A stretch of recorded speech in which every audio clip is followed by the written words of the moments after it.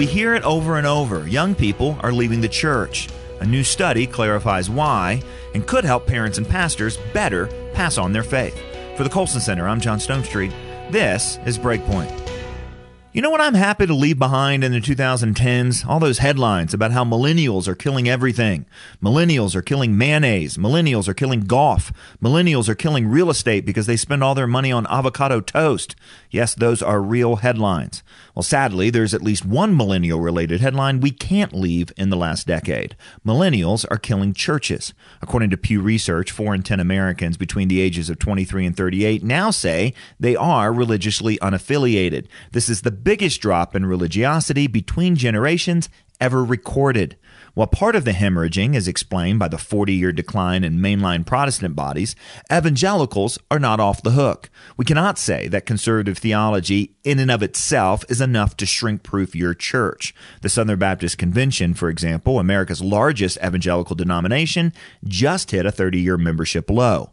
Young people have left evangelical churches and are still leaving, and new data can fix some of our wrong thinking about it. For instance, I've heard for years that young people who leave church during their college years will come back, as if nothing can or should be done about it.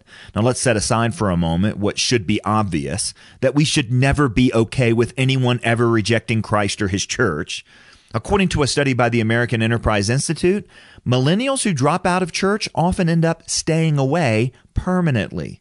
Maybe in the past, young adults who wandered away would tend to become religious again when they got married or had kids, but things have changed, and there seems to be 3 main differences. First, many young adults today who leave the church never had strong religious ties to begin with. Whether their parents didn't attend services regularly or they were passed back and forth between homes with different beliefs, many young adults today weren't raised with God or his people at the center of their lives. Second, those who drop out and have gotten married tend to have a spouse who is also not religious. Now, for obvious reasons, this makes them less likely to go through the effort of making it to Sunday services or raising their families in the faith. And finally, millennial church dropouts are unlikely to view religion as a necessary part of teaching their own children morality. This is quite a change from past generations, which often returned to church after a youthful rumspringa because they had kids and they wanted them to grow up to be good people. Now, another claim that I often hear these days is that growing numbers of dropouts are actually a good thing because that separates true believers from cultural Christians. Now, I get the spirit behind the claim, but it's misguided in at least 2 ways.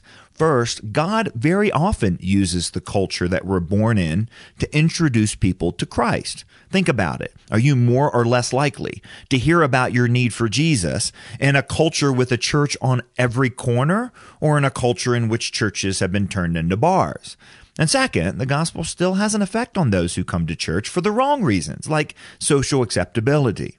So what lesson can we take from all of this new data? First, the bad news. We really are losing a generation of young churchgoers, and they're probably not coming back, at least not if we stay the current course. And then the good news. We now know with even greater clarity the difference that parents make, and we can apply that with members of Generation Z, parents who prioritize church as a central part of their family life, who teach their children to take Christianity seriously, and who encourage them to marry fellow believers.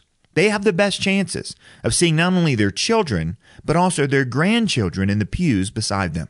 And that's why I'm excited to invite you to this year's Wilberforce Weekend, which is May 14th through the 17th in Washington, D.C., and especially to a very special equipping event on Friday morning of that weekend, where we focus on how to prepare the next generation of believers to face the challenges of our culture.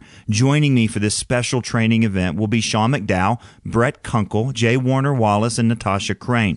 Come to wilberforceweekend.org to learn more and to register. Again, that's wilberforceweekend.org.